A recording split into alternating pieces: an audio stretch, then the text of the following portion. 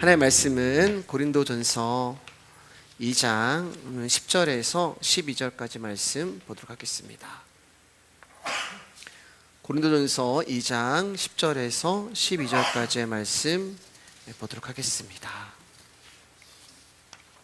석절의 말씀이고요. 우리 한 목소리로 같이 합독하도록 하겠습니다. 고린도전서 2장 10절에서 12절입니다. 시작. 오직 하나님이 성령으로 이것을 우리에게 보이셨으니 성령은 모든 것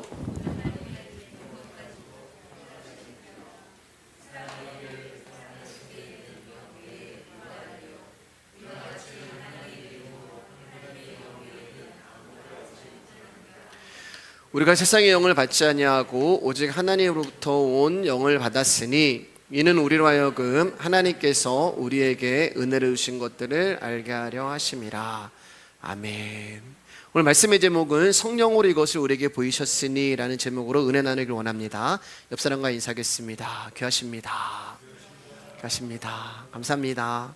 피곤하시고 지치신 밤인데도 오늘도 말씀을 사모해 주심으로 이 자리에 나와 주셔서 감사합니다. 지난 시간에 바울은 하나님의 지혜인 그리스도를 은밀한 가운데 감추어져 있는 비밀이라 말씀하셨습니다. 하나님의 지혜는 인간의 생각이나 지식으로는 알 수 없습니다. 알지 못하기에 눈으로 보지 못하고 귀로 듣지 못하는 것은 물론이고 사람의 마음으로도 생각할 수 없는 것이 바로 하나님의 지혜인 그리스도의 십자가가 되는 거예요. 그러므로 사람이 하나님을 알아갈 수 있는 방법은 없는 거예요. 길도 없는 것입니다. 수단도 없는 것입니다. 그래서 인간은 무능한 존재가 되는 거예요. 그런데 무능한 우리가 예수 그리스도를 알게 되었고 하나님의 뜻을 알게 되는 일이 나타난 것입니다. 도저히 일어날 수 없는 땅에라는 존재가 하늘의 일을 알게 되는 일이 생겨난 거예요. 자, 그럼 어떻게 이런 일이 일어난 것일까? 그것은 우리가 간 것이 아니라 하늘이 우리를 찾아오셔서 당신의 비밀을 알려주셨기 때문에 그렇습니다. 성령님 나를 찾아오셔서, 그런 고백처럼 그분의 영이 우리를 찾아오셔서 당신을 계시해 주셨기 때문에 우리가 하나님의 비밀인 하나님의 지혜를 알게 되는 은혜를 받은 거예요. 우리가 하나님의 뜻을 안다는 것은 우리가 하나님의 뜻을 발견하는 것이 아니라 하나님의 뜻이 우리 가운데 보여준 것입니다. 우리가 애쓰고 노력해서 발견하는 것이 아니라 그분이 우리를 찾아오심으로 발견되어지는 거예요. 여러분, 복음은 들려지는 것입니다. 성경은 우리가 연구하는 책이 아니에요. 아무리 눈을 크게 뜨고 성경을 연구하고 깨달으려고 노력해도 그 말씀이 보여주시지 않으시고 드러내주지 않으시고 알려주시지 않으시면 우리는 그 비밀을 깨달아 알 수 없다는 것입니다. 그래서 저와 여러분들의 말씀이 들려주시는 만큼만, 알려주시는 만큼만, 보여주시는 만큼만 우리가 하나님의 비밀을 이해하고 알고 깨닫게 되는 거예요. 근데 그 일을 누가 하신다고요? 성령님이 하신단 말입니다. 이처럼 성령의 일은 은밀한 가운데 감추어진 하나님의 지혜가 무엇인지 우리 가운데 알려주시고 그 은혜로 우리를 진리의 세계로 인도하시는 일을 하시는 거예요. 그러니까 성령님이 아니고서는 우리가 하나님의 은혜를 깨달아 알 수 없다는 말이죠. 요한복음 16장 12절 13절입니다. 시작. 내가 아직도 너희에게 이를 것이 많으나 지금은 너희가 감당하지 못하리라. 그러나 진리의 성령이 오시면 그가 너희를 모든 진리 가운데로 인도하시니 그가 스스로 말하지 않고 오직 들은 것을 말하며 장래 일을 너희에게 알리시리라. 하나님이 우리 가운데 다 알려주시지 않는단 말이에요. 여러분이 지금 안고 있는 의자가 예를 들어서 100kg까지 감당할 수 있으면 100kg의 은혜만 주시는 거예요. 거기에 300kg, 500kg의 은혜가 오면은 그 의자는 무너질 수밖에 없어요. 우리가 의자라면요. 그래서 하나님이 우리 인생을 통하여서 우리를 단련하게 만드는 것이죠. 100kg만 앉을 수 있는 의자였던 내가 하나님이 우리를 단련하시고 연단하심으로 말미암아 이제는 200kg, 300kg, 500kg까지 앉을 수 있는 의자가 된 거예요. 그때 하나님이 그만큼 알려주시고 또 보여주시고 깨달아 알게 해주시는 거예요. 그래서 내가 아직 너에게 이를 것이 많으나 지금은 너희가 감당하지 못하리라 이렇게 말씀하는 것입니다. 성령님이 아닌 다른 방식으로는 진리를 깨달아 알 수 없습니다. 인격이 좋고 도덕적으로 훌륭하고 모태신앙이어서 믿음이 좋고 지식이 있다고 해도 예수 그리스도의 십자가의 그 피가 우리의 의로움이며 그 피를 믿음으로 생명에 참여하게 된다는 것을 믿게 되는 것이 아니에요. 또 방언을 하고 귀신을 내쫓고 병 고침을 받는 체험을 했다고 해서 그가 예수를 알고 예수의 생명에 참여된 자라고 말할 수 없다는 것입니다. 여러분, 성령님이 오시지 않으시면 그 누구도 복음을 복음으로 받아들이지 못하고 예수 그리스도를 그리스도로 받아들일 수가 없는 거예요. 그러니까 만약에 성령님이 우리 가운데 오시지 않으시면 이 세상에서는 복음을 아는 자 없는 기독교라는 종교만 존재했을 것입니다. 바울은 오늘 본문을 통하여서 성령의 역할에 대해서 이제 말을 하고 있어요. 원래는 이제 16절까지 봐야 되는데 시간이 굉장히 길어지기 때문에 오늘 이제 12절까지 보고 다음 주에 16절까지 이제 나누도록 하겠습니다. 바울이 성령에 대해서 이제 16절까지 말씀하는 이유는 고린도 교회에 나타난 많은 은사 때문에 그래요. 고린도 교회는 성령의 은사들이 많이 나타났는데 고린도 교회 성도들은 성령을 받은 증거를 그 은사를 통해서 찾았던 것입니다. 방언하고 예언하고 병 고치는 은사가 있으면 성령을 받은 것이고 그렇지 않으면 성령을 받지 않은 것으로 여겼던 거예요. 자, 근데 문제는 뭐냐? 자기들이 받은 은사를 자랑하면서 은사를 받지 못한 자들을 우습게 여기고 무시했던 것입니다. 병 고치는 은사 하나님이 아무한테나 주시지 않아. 그러니까 병 고치는 은사를 받은 사람은 특별한 존재가 되는 거예요. 예언하는 은사 아무에게나 주시지 않아. 그러니까 그 사람은 대단한 존재가 되는 거예요. 그러니까 고린도 교회 안에서 사람이 높은 자리에 앉아버리는 파벌이 생겨버립니다. 거기서 차별이 생기기 시작하는 거예요. 성령을 받은 자와 성령을 받지 않은 자. 근데 뭘로 판단한다고요? 은사를 받은 자와 은사를 받지 않은 자를 가지고 은사를 받았으면 나는 성령을 받았어. 너 은사 없어? 너는 성령을 받지 못한 거야. 이렇게 판단을 해버린 거예요. 그래서 교회 안에 이 은사로 말미암아 파벌이 생기고 차별이 생기기 시작합니다.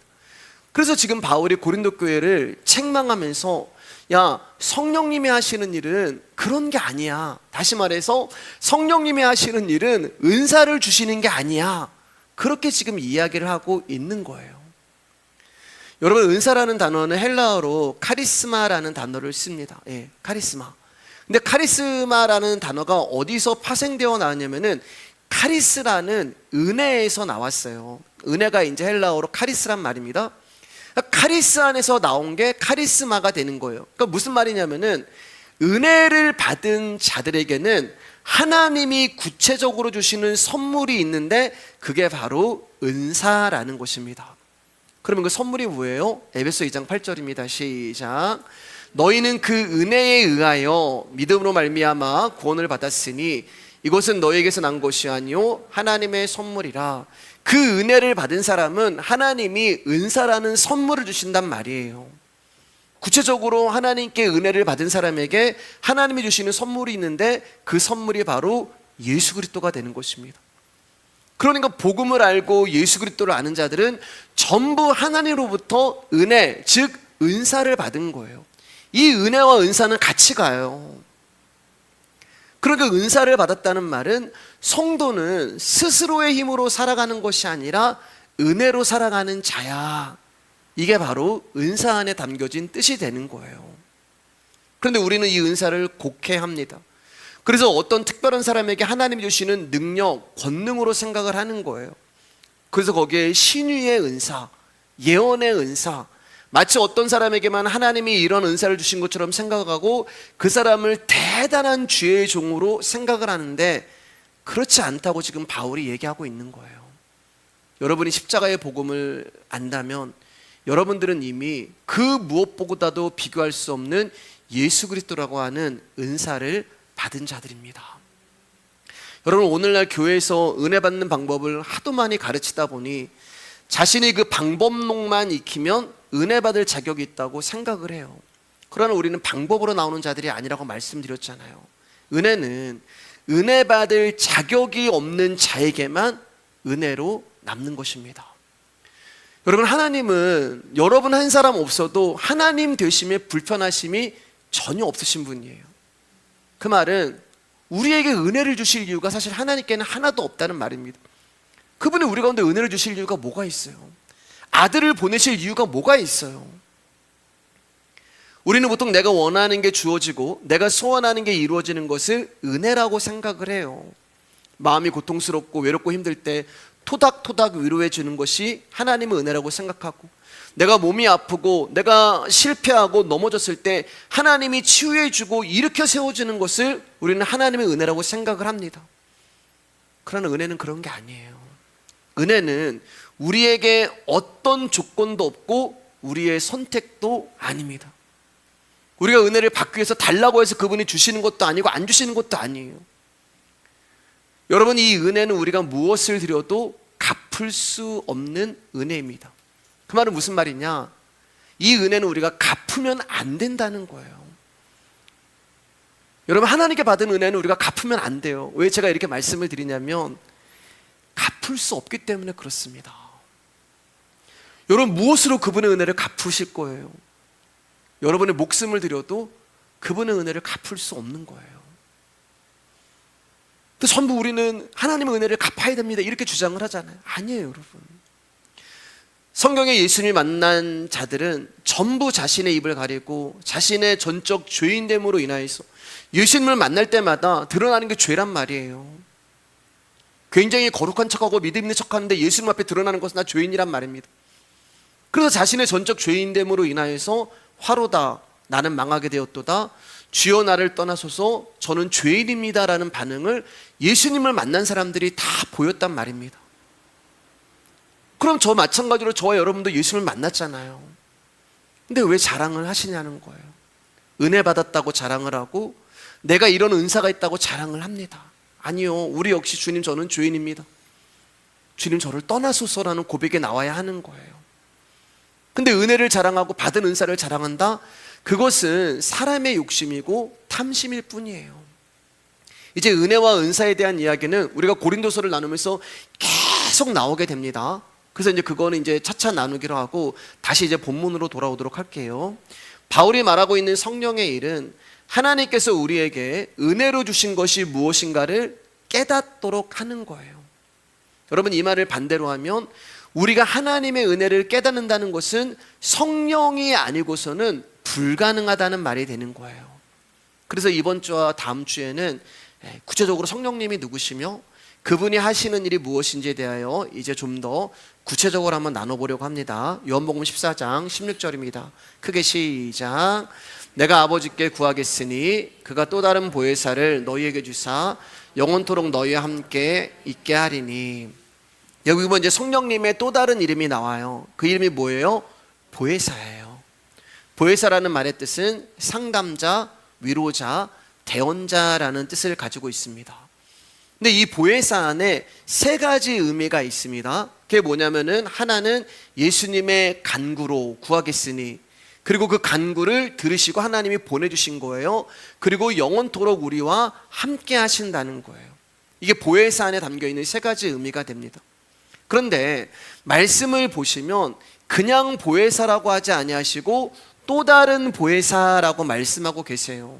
그러면 이 말은 또 다른 보혜사라고 얘기하니까 보혜사가 한 분 더 있다는 말이 되는 것이죠. 이해가 되시죠? 무슨 말씀이죠? 예. 보혜사가 이미 먼저 오신 보혜사가 있기 때문에 또 다른 보혜사라고 말씀하는 거예요. 자, 그러면 성령님보다 먼저 이 세상에 육신을 얻고 오신 보혜사가 누구예요? 네? 누구예요? 예수님이요. 네. 예수님이 보혜사가 되는 거예요. 예수님은 이 땅에 육신을 입고 오셔서 시간과 공간의 제한 속에서 육신을 입고 있으니까 보혜사의 사역을 하셨습니다. 그리고 이제 십자가에 예수님은 죽으시고 그 육신을 벗으시고 또 다른 보혜사, 육신으로 오신 보혜사는 공간과 시간의 제한을 받았지만 이제 육신의 옷을 벗으시고 영으로 오시는 보혜사는 시간과 공간의 제한을 받지 않는 보혜사가 되셔서 하나님이 선택하신 모든 백성들 안에 거하시며 그들과 함께 하시고 그들을 도우실 거라는 말씀을 하고 계신 거예요. 다만 이제 육의 보혜사가 아니라 영의 보혜사이기 때문에 또 다른 보혜사라고 말씀하시는 것입니다. 제가 자꾸 무슨 교주된 것 같아요, 여러분. 이런 말씀 막 또 다른 보혜사, 막 육의 영이 아니고. 근데 이게 참 성경에 있는 내용들인데, 교회에서 다뤄야 될 이게 저쪽에 다른 쪽에서 많이 이런 걸 많이 강의하잖아요. 여러분, 우리 거예요. 잘 들으셔야 돼요. 그러니까 보혜사 성령님은 예수님과 전혀 다른 분이 아니라 예수님 자신을 말씀하시는 것입니다.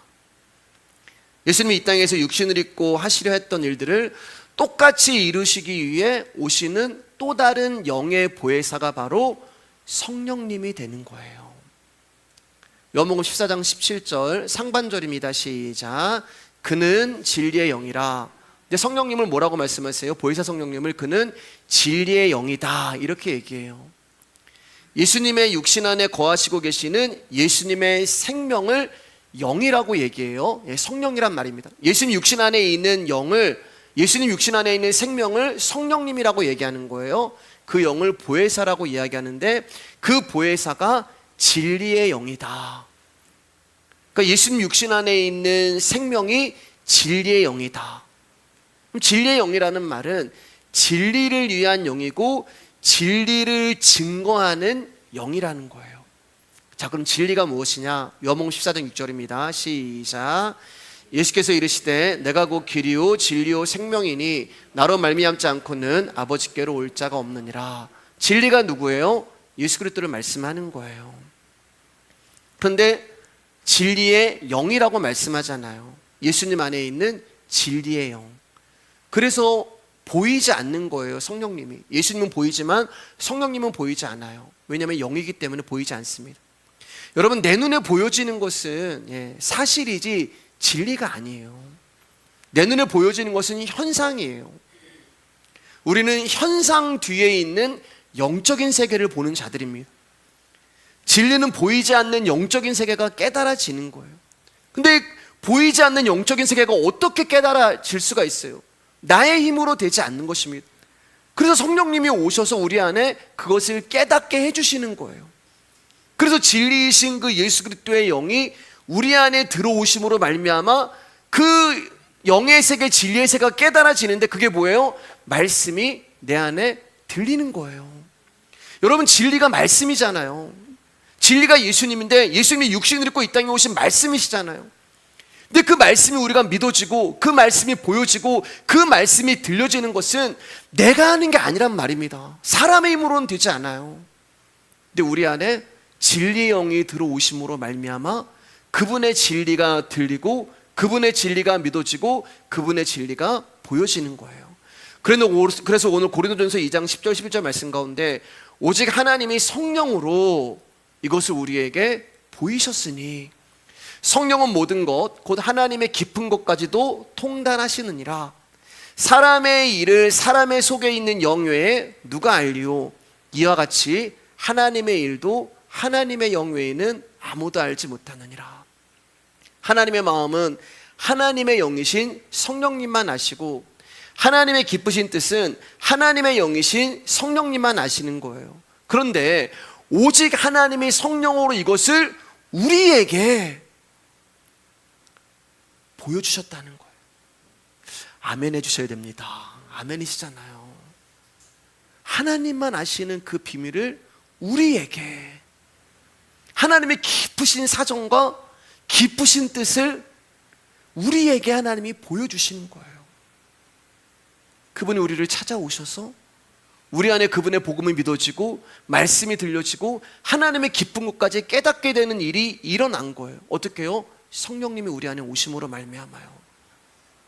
그러니까 성령님이 하시는 일은 무슨 신비한 힘이 주어지고 신비한 능력이 나타난 것이 아니고 어떤 이상한 체험을 하는 것이 아니라, 여러분, 성령님이 하시는 일은 뭐예요?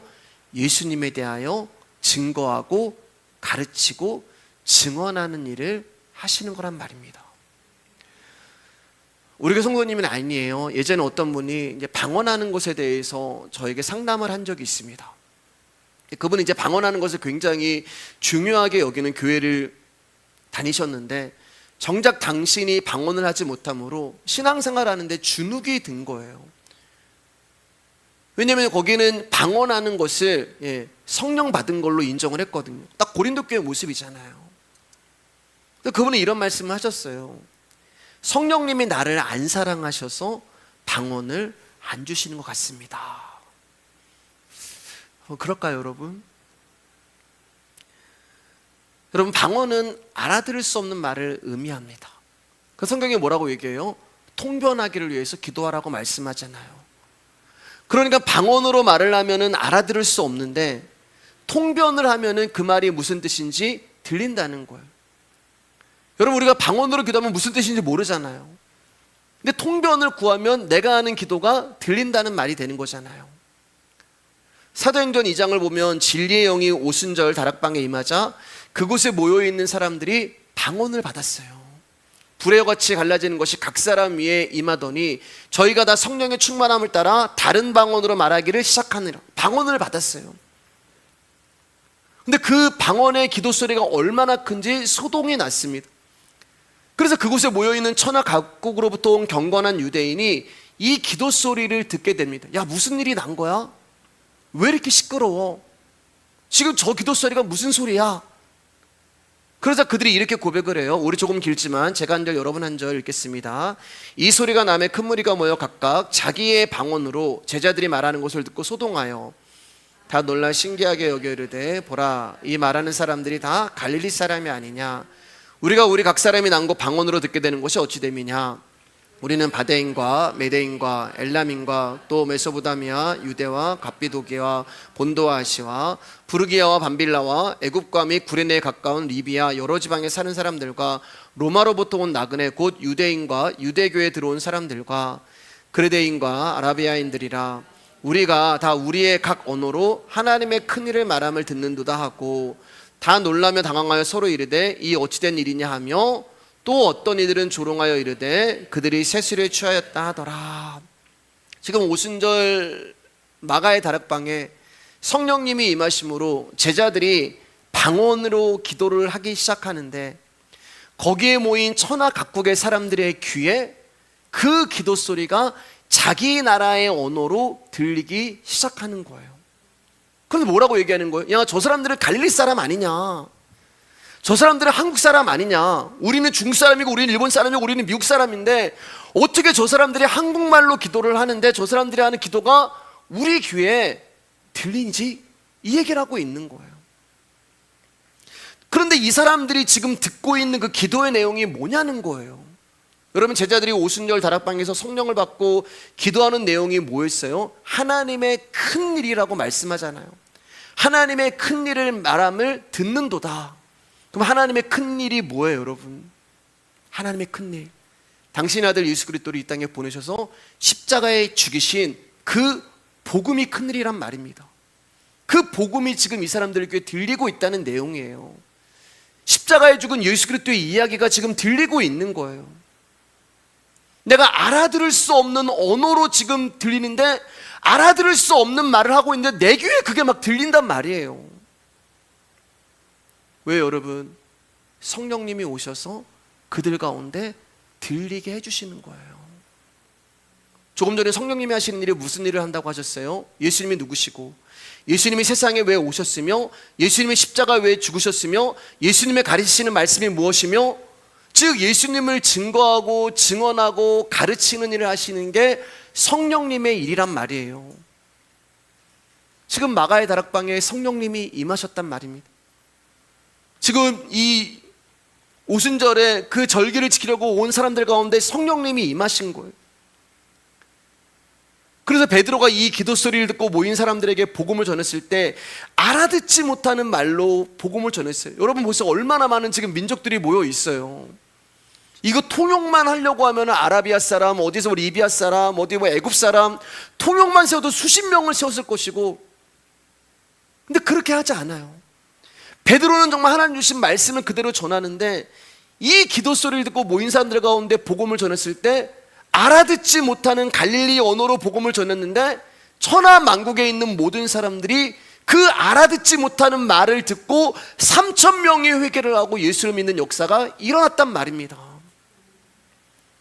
우리의 귀로 도무지 알 수 없는 하나님의 비밀의 말씀, 그게 뭐예요? 그게 방언이잖아요. 알아듣지 못하는 기도, 알아듣지 못하는 말, 그게 방언이에요. 그런데 이 알아들을 수 없는 하나님의 언어가 지금 내 귀에 들린단 말이에요. 이해가 된단 말이에요. 보여진단 말입니다. 믿어진단 말이에요. 여러분, 성경이라는 것은 하나님 나라의 언어예요. 땅을 살아가는 우리는 이 하나님 나라의 언어를 알아들을 수가 없어요. 하나님에 일어나는 일이 무엇인지 땅을 살아가는 사람 알지 못해요. 땅의 언어와 하늘의 언어가 다릅니다. 방언이에요. 모르니까, 못 알아들으니까. 근데 그 하나님 나라의 방언이 우리 가운데 들려온단 말입니다. 그래서 말씀 내가 듣는 것이 아니라 누군가에 의해서 들려지는 거라고 제가 말씀을 드리는 거예요. 성령님이 우리 안에 찾아오셔서 하나님 나라의 언어가 우리 가운데 들려지는 것, 그게 통변이란 말입니다. 그러니까 자꾸 여러분, 은사로 받는 그 방언에 목숨 걸지 마시고, 십자가의 복음의 방언이 들리는가 안 들리는가, 여기에 목숨을 거시란 말이에요. 여러분, 방언 못해도 구원받습니다. 그러나 방언을 해도 말씀이 들리지 않으면 그 사람은 구원 못 받아요. 우리 자꾸 은사를 가지고 하나님 날 사랑하십니다라고 그러는데 아니란 말이에요. 방언 못해도 말씀이 들리면 그 사람은 구원받은 자이지만, 방언을 해도 복음이 무엇인지를 알지 못하면 그 사람은 구원받지 못한 자예요. 그래서 마태복음 7장 가운데 주여 주여 하는 자마다 천국에 들어가지 못한다고 하시는 거예요. 내가 아무리 방언하고, 내가 아무리 은사가 있고, 내가 아무리 신비한 능력을 행한다 하더라도 예수님이 뭐라고 말씀하세요? 나 너 몰라. 그러면 여러분, 끝인 거예요. 여러분, 왜 예수님이 내가 너를 몰라 이렇게 하시겠어요? 왜 내가 너를 모른다고 말씀하실까요? 그것은 우리가 그분을 모르기 때문에 그분이 우리를 모른다고 하시는 것입니다. 여러분, 말씀이 들리지 않으면 우리는 그분을 알 수가 없어요. 여러분, 성경이 나에게 해석이 되지 아니하고 믿어지지 않으면 우리는 예수 그리스도가 누구인지를 정확하게 알 수 없단 말입니다. 그렇기 때문에 여러분들이 신앙생활하면서 올인해야 되는 것은, 최선을 다하고 목숨을 거셔야 되는 건 이 말씀이 들리는 자리에 나오셔야 되는 거예요. 여러분, 왜 제가 다른 사역이 아닌 말씀이 들리는 일에 목숨을 걸라고 강조하냐면, 여기에 저와 여러분의 영혼이 달려있기 때문에 그렇습니다. 여러분, 성령님이 임하시는 것을 무슨 신비한 힘이 주어지고 예언하고 병 고치고 마치 무당에게 신내림 받는 그런 영으로 생각하시면 안 돼요. 그리고 거기 자꾸 성령님을 내가 부리는 영처럼 성령님 오시옵소서, 이제 건방진 말이잖아요. 여러분, 성령 받아라, 이거 아닌 거예요. 여러분, 이 수준에서 우리가 벗어나지 못하니까 성령 받는 것을 마치 하늘에서 신비한 것이 내 속에 들어와서 내가 무슨 신비한 초월적인 힘을 소유하는 것처럼 생각을 해요. 여러분, 그런 사람들은 특징이 있어요.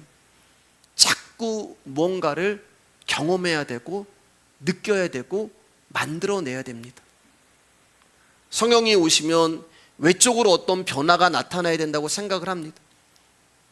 그러다 보니까 기도를 하면 어떤 행동을 하거나 이상한 말을 하거나 감정적으로 반응을 하거나 해야지, 아무것도 안 하고 조용하게 밋밋하게 기도하거나 있으면 그 사람은 영적인 상태가 아닌 거예요. 영적인 사람이 아닌 거예요. 그러나 여러분, 이것은 영에 대해서 가지고 있는 세상적인 지식과 상식을 그대로 적용해서 성령을 이해하려고 하는 것이지, 성경이 말씀하시는, 성령님이 하시는 일과는 전혀 상관이 없는 일이란 말이에요. 여러분, 사람이 말하는 성령의 증거가 아닌 성경에서 말씀하시는 성령이 임한 증거를 믿으시기를 주님의 이름으로 축복합니다. 성령님이 어떤 분이고 무엇 때문에 오셨으며 성령을 받은 자에게 어떤 현상이 있게 되는가, 그것을 성경을 통해서 확인하시란 말이에요. 그러면 성령을 받은 자들에게 나타나는 확실한 증거가 뭐냐? 말씀이 믿어지는 거예요. 말씀이 들리는 것입니다. 이거 제 얘기가 아니잖아요. 성령님이 우리 안에 오셔서 예수 그리스도가 누구신가를 증언하고 가르치시고 증거한다고 말씀하시잖아요. 고린도전서 2장 12절입니다. 시작. 우리가 세상의 영을 받지 아니하고 오직 하나님으로부터 온 영을 받았으니 이는 우리로 하여금 하나님께서 우리에게 은혜로 주신 것들을 알게 하려 하심이라. 우리가 어떻게 하늘의 언어가 나에게 들리고 어떻게 하늘의 비밀이 나에게 이해가 되고 어떻게 도무지 상식으로도 믿을 수 없는 그 말씀이 믿어지고 어떻게 그 말씀 앞에 내가 죄인이라는 것이 인정이 되냐는 거예요. 그것은 나의 깨달음이 아니라 나의 힘이 아니라 오직 진리의 성령이 내 안에 오셔서 그분의 말씀을 믿어지게 하시고 들려지게 하시고 보게 하시고 이해시켜 주시기 때문에 그렇습니다. 여러분, 이 은혜가 모두에게 임하지 않는단 말이에요. 이 은혜가, 이 은사가 아무에게나 주어지는 것이 아니란 말입니다. 사도행전 2장 13절 말씀 가운데 또 어떤 이들은 조롱하여 어떤 이들이 나와요. 또 어떤 이들은 안 믿겨지는 자들이에요. 다른 사람들은 그 제자들의 기도 소리를 듣고 야, 어떻게 갈릴리 언어로 기도를 하는데 어떻게 나에게 저게 들려지지? 근데 이 사람은 안 들리는 사람들이에요. 이 사람들은 안 들려요. 그러니까 어떻게 봐요? 눈에 보이는 현상을 보게 되는 것입니다. 술 취한 것처럼 보이는 거예요. 우리는 현상 뒤에 있는 영적인 세계를 보니까 하나님의 말씀, 성령님이 하시는 일이 믿어지고 이해가 되는데 이 사람들은 말씀이 들리지 않으니까 또 어떤 이들은 조롱하여 이르되 눈에 보이는 현상 그대로 문자 그대로 성경을 보면서 술에 취했네, 그렇게 이야기를 하는 거예요. 안 들리고 안 보이고 안 믿겨지는 자들이 있다는 것입니다. 요한복음 14장 17절 중반절입니다. 시작. 세상은 능히 그를 받지 못하나니 이는 그를 보지도 못하고 알지도 못함이라.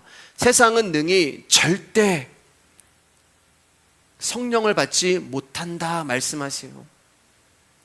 왜냐하면 진리의 영이신 성령은 아무에게나 임하는 것이 아니기 때문에 그렇습니다.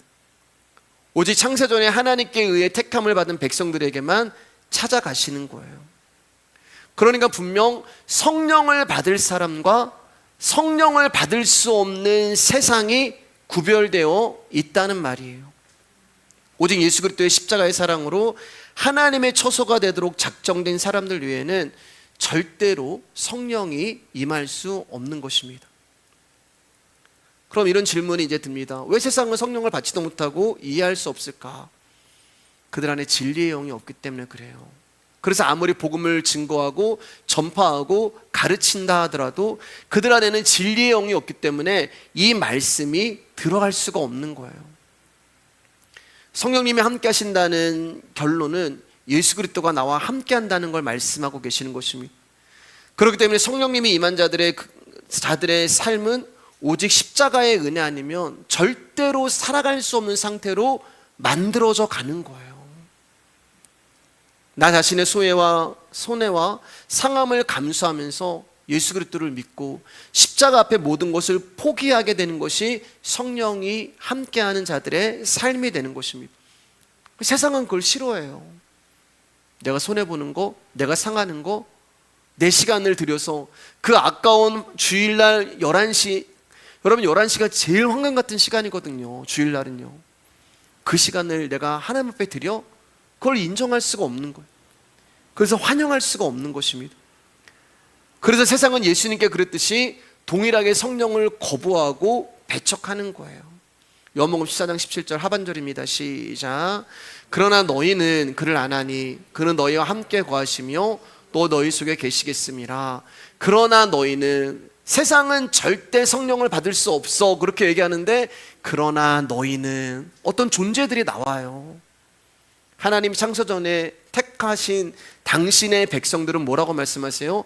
너희는 그를 아나니. 당신이 택하신 백성들 안에 진리의 영이 오심으로 뭐라고 말씀하세요? 너희는 알잖아. 우리와 함께 하신다. 우리 속에 계신다. 하나님께서 예수 그리스도의 십자가 사건을 통하여 당신 백성들의 마음을 하나님의 처소로 만들어 놓으셨어요. 성령이 그들의 마음을 거처로 삼아 들어오시게 된 것입니다. 그리고 저와 여러분들을 예수라는 십자가의 절대 진리로 이끌어 가시는 거예요. 여러분, 예수님이 십자가에 죽으시면서 그분 안에 진리의 영이 자리 옮김하셨다고 말씀드렸잖아요. 고개를 숙이셨다, 십자가에 다 이루었다라고 하면서 고개를 숙이시잖아요. 근데 고개를 숙이셨다는 말이 무슨 뜻이라고 말씀드렸어요? 이사하셨다. 십자가에서 예수님이 이사를 하셨단 말이에요. 예수님 안에는 진리의 영이 어디로요? 저와 여러분 안으로 이사를 하신 것입니다.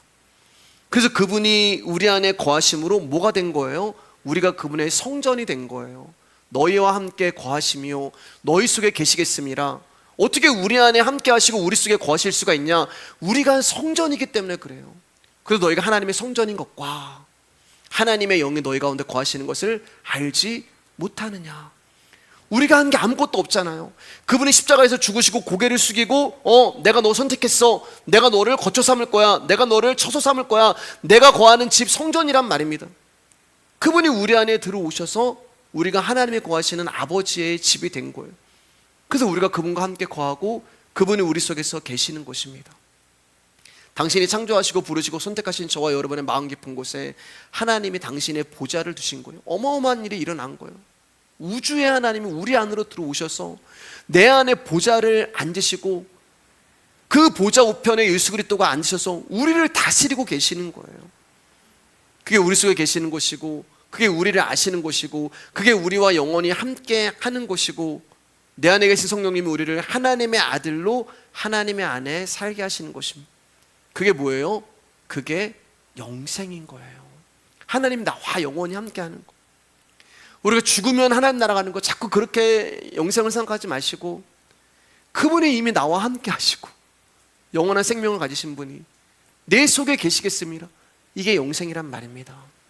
요한복음 10장 18절입니다. 시작. 내가 너희를 고아와 같이 버려두지 아니하고 너희에게로 오리라. 제자들이 지금 예수님의 말씀을 듣는데 근심이 되는 거예요. 왜냐하면 3년 반 동안 제자들은 모든 것을 다 버리고 예수님만 쫓아다녔습니다. 그리고 예수님이 이제 로마를 뒤집어 엎고 로마에서 왕이 되면은 제자들은 한 자리 얻을 줄 생각하는데 지금 예수님이 자꾸 십자가에 죽으시고 떠나겠다고 말씀을 하는 거예요. 그래서 예수님이 내가 너희를 고아와 같이 버려두지 아니하고 너에게 다시 올 거야, 그렇게 말씀하시는 거예요. 여기서 말하는 고아는 부모를 잃은 아이들을 지칭하는 말이기도 하지만 의지할 곳 없는 사람들을 이르는 말입니다. 여러분, 자식에게 부모가 있다는 사실 혹은 부모에게 자식이 있다는 사실은 보이지 않는 줄이 연결이 되어 있는 거예요. 부모가 이 줄을 너무 바짝 메어버리면 자식에 대한 구속이 되는 것이고, 이 줄을 너무 풀어 놓아버리면 방종이 되는 것이죠. 그래서 부모와 자식 가운데는 적당한 줄 당김이 있어야 하는 것입니다. 그래야만 자식은 자유를 보장받는 동시에 부모로부터 안전을 보장받게 되는 거예요. 스승과 제자도 마찬가지예요. 제자들에게 있어 스승은 든든한 안전과 자유를 보장해주는 존재였습니다. 제자들이 믿고 있는 것은 오직 예수 그리스도밖에 없었어요. 예수님 때문에 배도 버리고 가족도 버리고 친구도 버리고 생업도 버리고 여기까지 왔어요. 예수님이 떠나신다고 얘기하는 거예요. 예수님 없는 제자들은 아무것도 아니에요. 예수님을 대신할 구심점도 없고 미련도 없고 소망도 없고 더 이상 살아갈 이유가 없는 거예요. 예수님이 없으면 이 제자들은 갈 곳도 없고 받아줄 곳도 없고 돌봐줄 사람도 없는 것입니다. 지금 예수님과 제자들 가운데는 사랑이라고 하는 줄이 메어져 있는데 그 줄이 끊어지게 되면은 제자들은 부모를 잃은 고아가 되어버리는 거예요. 허허벌판에 버려진 죽은 존재나 마찬가지인 거예요. 그래서 예수님이 내가 너희를 떠나 하나님 나라로 간다는 말에 제자들이 지금 불안해하고 근심하고 걱정해야 하는 것입니다. 그런 제자들 향해서 예수님이 내가 너희를 버리지 않아, 내가 너희를 고아로 만들지 않을 거야, 내가 반드시 너희에게로 올 거야 라고 약속을 하는 것입니다. 19절입니다. 시작. 조금 있으면 세상은 다시 나를 보지 못할 것이로되 너희는 나를 보리니 이는 내가 살아있고 너희도 살아있겠음이라. 그런데 다시 예수님이 오시는데 어떤 모습으로 와요? 세상이 볼 수 없는 모습으로 오신다는 거예요. 조금 있으면 십자가에 죽으시고 하나님의 영으로 우리 가운데 오시는데 세상이 볼 수 없는 모습으로 오신다는 거예요. 알 수도 없고 볼 수도 없는 모습으로 오시겠다는 거예요. 여기서 말하는 세상은 뭐예요? 술 취한 조롱하는 자들, 말씀이 들리지 않고 말씀이 이해도 안 되는 자들, 즉 눈에 보이는 육신이 전부라고 하는 사람들을 말하는 것입니다. 지금 예수님이 육신을 입고 있어서 그 세상도 예수님을 볼 수 있어요. 제자들도 볼 수 있지만, 그러나 십자가 후에 다시 오시는 예수님은 진리의 영이시기 때문에 그들은 볼 수가 없어요. 근데 뭐라고 말씀하세요? 제자들이, 예수님이 너희는 나를 보리니, 이 너희가 저와 여러분이란 말이에요. 우리는 본다는 말이에요. 너희는 나를 볼 거야. 왜요? 너희는 살아있기 때문에. 내가 살아있고 너희가 살아있기 때문에. 그러니까 우리가 예수님을 볼 수 있고 그분을 믿게 되고 그분의 말씀이 들리는 이유는 살아있다는 거예요. 에베소 말씀 가운데 허물과 죄로 죽은 너희들이라고 말씀하시잖아요. 우리는 죽은 존재였어요. 근데 허물과 죄로 죽은 우리를 예수님이 찾아오셔서 우리를 살려냈단 말입니다. 에스겔의 그 마른 뼈들이었단 말입니다. 근데 하나님 말씀이 그들 가운데 임하니까 마른 뼈들 가운데 살이 붙고 살아나 버리는 거예요. 우리가 예수 그리스도를 믿게 되는 것, 알게 되는 것, 보게 되는 것, 너희가 살아있기 때문에. 그러면 여러분, 세상이 예수님을 볼 수 없다는 이유는 뭐예요? 죽은 존재란 말입니다. 이 예수의 생명을 가진 자만 영으로 예수님을 볼 수 있는 것입니다. 그분이 생명이기 때문에 생명을 가진 자들만 보이는 거예요. 그러니까 우리가 그분의 말씀이 들려지고 보여지고 읽혀진다는 것은 우리 안에 이 생명이 있다는 증거입니다. 목사님, 누가 구원받은 자예요? 목사님, 누가 창세전에 하나님 선택하신 사람이에요? 그건 몰라요. 그러나 증거가 있단 말입니다. 예수 그리스도가 믿어지고 들려지고 읽혀지는 그 자들은 구원을 받은 자들이란 말이에요. 예수님의 생명이 내 안에 있기 때문에 그분의 눈으로 보고, 예수님의 귀가 내 안에 있기 때문에 그분의 귀로 듣고, 예수님의 마음이 내 안에 있기 때문에 그분의 마음으로 보고, 예수님의 심장이 내 안에 있기 때문에 내가 뛰기 시작하는 거예요. 20절입니다. 시작. 그날에는 내가 아버지 안에, 너희가 내 안에, 내가 너희 안에 있는 것을 너희가 알리라. 너희가 알리라. 사랑하는 여러분, 우리가 어떻게 그분을 사랑하며 우리가 어떻게 그분의 계명을 지킬 수가 있겠습니까? 우리가 사랑한 게 아니란 말이에요. 그분이 우리를 먼저 사랑하셨기 때문에 우리가 그분을 사랑할 수 있는 것입니다. 주님만 주님만 주님만 사랑하리. 여러분, 예수님을 사랑하는 것은 감정이 아니에요. 어떤 분들은 자꾸 이 예수님의 그 사랑을 감정으로 이렇게 느끼려고 하니까, 내가 조금 다운되면은 나 하나님이 날 사랑하지 않나? 나 좀 하나님에 대해서 냉랭하나? 이렇게 이야기하시는데, 여러분, 예수님을 사랑한다는 것은 감정이 아닙니다. 뭔가 느껴지면 하나님을 사랑하는 것 같고, 뭔가 안 느껴지면 나를 안 사랑하시는 것 같고. 여러분, 사람의 감정은 수시로 변하고 바뀌어요. 그러나 하나님은 신실하시고 요동치 아니하시고 변치 않으신다는 것입니다. 그럼 그분을 사랑한다는 게 무엇인가? 그분을 아는 거예요. 그분을 아는 거. 그분이 나를 사랑하신다는 것을 아는 것. 얼마나 나를 사랑하시면 내 안에 들어오셔도 나와 영원히 함께 사시는 것을 아는 것. 여러분, 이게 우리가 예수 그리스도를 사랑한다는 증거가 되는 것입니다. 평생을 주님의 나라를 위해 헌신하다 천국 가신 목사님이나 선교사님 또는 믿음의 식구들이 있어요. 우리는 그들을 추모하고 추도할 때 평생 하나님을 열렬히 사랑하고 하나님을 위해 평생을 헌신했던 한 사람이라고 고백을 하는데, 아니에요, 여러분. 저도 그렇고 여러분도 그렇고 나중에 하나님 나라 갈 때 묘비명이 있다면 하나님이 사랑한 한 사람, 하나님을 사랑한 한 사람이 아니라요, 하나님이 사랑한 한 사람, 여기에 묻히다. 우리가 하나님을 사랑한 것이 아니라 하나님이 우리를 사랑하신 것입니다. 우리가 하나님이 무언가를 한 것이 아니라 하나님이 우리를 위해서 하나밖에 없는 아들을 죽이신 거예요. 평생 하나님이 사랑하신 한 사람, 평생 하나님이 용서하신 한 사람, 평생 하나님이 인도하신 한 사람, 우리잖아요. 평생 하나님이 목자가 되어주신 한 사람, 평생 하나님이 보호하시고 지켜주신 한 사람, 그 한 사람이 바로 저와 여러분이란 말입니다. 그분이 우리 안에 진리의 영으로 들어오심으로 말미암아 그분의 사랑을 알게 되는 것입니다. 그래서 이 사랑을 아는 사람만 말씀을 들으면서 은혜가 되고 눈물이 나고 나 같은 자를 얼마나 불쌍히 여기시는 그분의 마음을 알게 되고 나에게 실망하고 나에게 상처받고 얼마나 우리가 그분을 아프게 하는가를 마음 절절히 고백하게 되는 거예요. 그럼에도 불구하고 우리를 버려두지 않으시는 그 사랑을 알게 되는 것입니다. 지치실 때도 됐는데 나를 포기하지 아니하시고 나를 사랑한다고 하시는 그 사랑을 알게 되는 거예요. 나는 믿음이 없는데 그럼에도 나를 떠나지 않으신다는 그 사랑을 알게 되는 것입니다. 내가 죄악 가운데 있는 그 순간에도 내가 주님이 하는 다른 곳에 내 마음이 있는 그 자리에서도 주님이 나를 사랑하고 계신다는 것을 알게 되는 거예요. 주님을 3번이나 부인하고 저주하는 베드로를 찾아오셔서 내가 너한테 약속했잖아. 내가 고아처럼 너를 버려두지 않겠다고.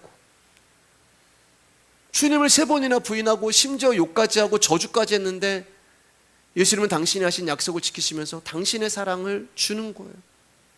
내가 너에게 준 이 사랑을 알고 있느냐? 내가 이렇게 너를 사랑하는 거 알고 있느냐? 내가 나를 떠나고 내가 나를 배신하고 내가 나를 저주해도 내가 너를 이렇게 사랑하는 것을 내가 알고 있느냐라고 예수님이 물어보시는 거예요. 이제 말씀 마치겠습니다. 하나님을 알면 알수록 그분을 더 사랑하게 되는 것입니다. 그분을 알면 알수록 그분을 더 사랑하게 되는 거예요. 무엇을 해서 그분을 사랑하고 알고 싶은 게 아니라 내 안에 계신 성령님이 그분을 갈급하게 만들고 목마르게 만들고 그분을 더 사랑하게 만들어 주시는 거예요. 내 안에 계신 성령님이 우리 안에 오셔서 우리의 지혜가 되어주시고 우리로 깨닫게 해주시면서 이제는 하나님의 깊은 뜻, 깊은 속사정까지 나에게 찾아오셔서 귓속말로 속닥속닥 해주시는 거예요. 우리 안에 이제는 함께 거하시고 나와 영원히 계시며 나의 삶을 그분이 가져가시는 거예요. 그게 성령님이 하시는 일입니다. 그래서 우리는 그분을 가진 자들이 된 거예요. 그리스도를 알아가면 우리의 삶이 그분을 사랑하게 되고 그분을 사랑하면 우리가 그분의 계명을 지키는 거예요. 우리는 말씀을 지킬 수 없는 자예요. 근데 그 말씀을 완전히 이루신 그분이 내 안에 들어오셨기 때문에 내가 그분을 알아간다는 것은 그 말씀을 지킨단 말입니다. 야, 내가 말씀을 지켰으니까 괜찮아. 너 말씀 지킨 자야. 그분이 인정해 주시는 거예요. 우리가 예수님을 사랑할 수 있는 것은 또 다른 보혜사이신 진리의 영이 날마다 우리에게 오시기 때문에 그렇습니다. 어제도 오셨고 지난주 수요일날도 오셨고요. 지난주 주일날도 오셨고요. 어제도 오셨고요. 오늘도 오셨고요. 내일도 오실 거고요. 한 달 후에도 오실 거고요. 늘 우리와 함께 하시면서 우리를 예수님만을 사랑하는 자, 예수님만 사랑하는 자로 그분이 우리를 만들어 내실 것입니다. 오늘 여기까지 하고 다음 시간에 이어서 나누도록 하겠습니다.